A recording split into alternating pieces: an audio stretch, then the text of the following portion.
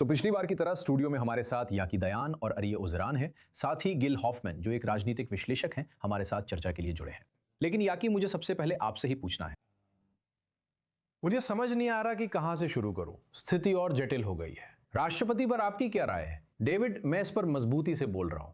हाँ, मेरा अंदाजा है कि वो इस समझौते पर साइन कर देंगी, चाहे कतर और सऊदी अरब अब्राहम समझौते में ना हो। फिर भी राष्ट्रपति ट्रंप दो चीजों पर ऐसा सोचते हैं। वो सिर्फ ईरानियों से समझौते पर नहीं, बल्कि पूरे मध्य पूर्व को बदलने पर भी विचार कर रहे हैं। पूरे मध्य पूर्व को बदलना उनकी विरासत यानी अब्राहम समझौतों से जुड़ा है। अब्राहम समझौतों का विस्तार करना, और सबसे बड़ा रत्न मैं कहूंगा वो सऊदी अरब है, इसमें कोई शक नहीं। उन्हें लगता है कि अब उनके पास बढ़त है, क्योंकि सऊदी इस समझौते को बहुत चाहते हैं। उन्होंने यह समझौता राष्ट्रपति ट्रंप से मांगा था। वो यहाँ दोनों चीजों को जोड़ने की कोशिश कर रहे हैं।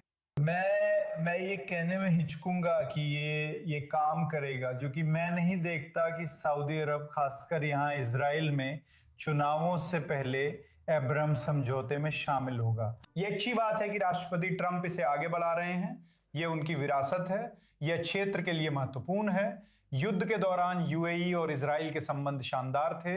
इजराइल ने यूएई की रक्षा की। एक गठबंधन उभर रहा है। बिल्कुल, इससे पता चला कि अब्राहम समझौते कितने महत्वपूर्ण हैं। हम इसका विस्तार देखना चाहते हैं, लेकिन मुझे नहीं लगता कि यह ईरान के किसी समझौते से काम करेगा। आलिया, सऊदी अरब की स्थिति पर तुम्हारी राय क्या है? लगता है उन पर तुरंत शामिल होने का दबाव डाला जा रहा है, मानो वे हमारे ऋणी हो। तुम्हें क्या लगता है, सऊदी अरब की ईरान के प्रति क्या स्थिति है? अभी संभावित समझौते के संदर्भ में उनकी क्या राय है? इन सब मामलों में सऊदी अरब कहां खड़ा है? जहां तक सऊदी अरब का सवाल है, वे ट्रंप जो कह रहे हैं उससे बिल्कुल उल्टा सोच रहे हैं। ट्रंप कहते हैं कि वे हमारे कर्जदार हैं, जबकि सऊदी मानते हैं कि ट्रंप उनके कर्जदार हैं। ट्रंप, अमेरिका और इजराइल ने खाड़ी अरब देशों को युद्ध में घसीटा, जबकि उन्होंने शामिल होने की मांग नहीं की थी। फिर भी ईरान ने उन पर हमला किया। उनसे सलाह नहीं ली गई थी। सभी रिपोर्टों के अनुसार युद्ध से पहले उनसे सलाह नहीं ली गई थी।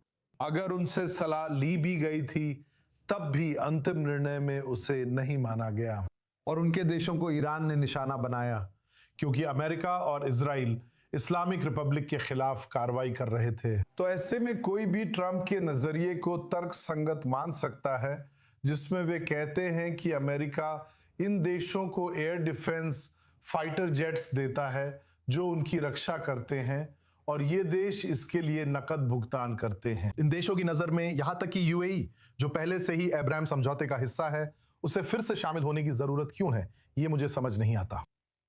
लेकिन फिर से शामिल होना सही है। वे कहते हैं अगर युद्ध के लिए मुआवजा चाहिए तो वो हमें अमेरिका से मिलना चाहिए, क्योंकि हमें अपनी वायु रक्षा प्रणाली को फिर से मजबूत करने की जरूरत है।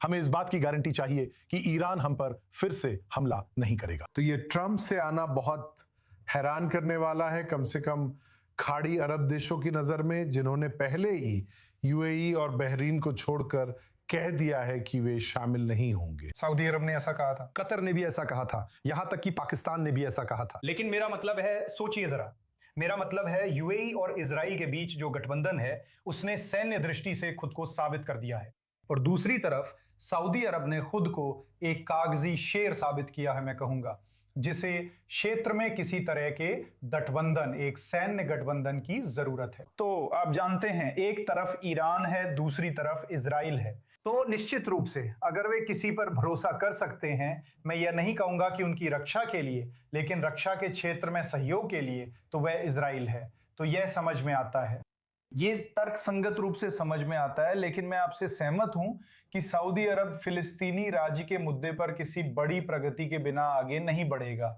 उन्होंने ये बार बार कहा है।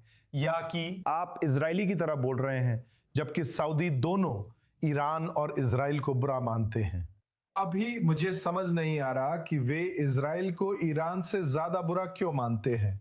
वे ईरान को खुश और नियंत्रित करने को तैयार हैं। वे इजराइल से बातचीत को भी तैयार नहीं है। सऊदी विदेश मंत्री और ईरानी विदेश मंत्री ने युद्ध शुरू होने के बाद से 8 बार, अगर 10 नहीं तो, एक दूसरे से बात की है। युद्ध शुरू होने के बाद से गिदोन सार और फैसल बिन फरहान के बीच कितनी फोन कॉल्स हुई हैं? शायद 0 या शायद 1, जो छुप कर की गई हो। और इसलिए आखिरकार अब भी जो कुछ भी हुआ उसके बाद भी। अब मैं इस स्थिति को सही नहीं ठहराऊंगा, लेकिन किसी कारणवश सऊदी अरब की स्थिति यह है कि वे ईरान को अपने करीब रखना पसंद करते हैं, जैसे एक भालू की झप्पी, ताकि ईरान को शांत रखा जा सके और उसे सऊदी अरब पर फिर से हमला करने से रोका जा सके। यह नीति काम नहीं करेगी, क्योंकि ईरान क्षेत्र को धमकाता रहेगा, जिसमें सऊदी अरब भी शामिल है। लेकिन इसराइल कोई समाधान नहीं है। इस पर एक और पहलू जोड़िए गिल। बिल्कुल, ये डोनाल्ड ट्रंप हैं जिनके सामने नवंबर में चुनाव है, और नेतन्याहू उनके कान में बात कर रहे हैं जिनके सामने सितंबर या अक्टूबर में चुनाव है। दोनों को जीत चाहिए। वे इन चुनावों में युद्ध से निकलकर नहीं जाना चाहते। वे इन चुनावों में शांति स्थापित करके जाना चाहते हैं। इस प्रक्रिया को आगे बढ़ाने के लिए जो भी करना पड़े, भले ही वो बातें यहाँ इजराइल में हास्यास्पद लगे, उनके मतदाताओं के लिए वे अहम हैं।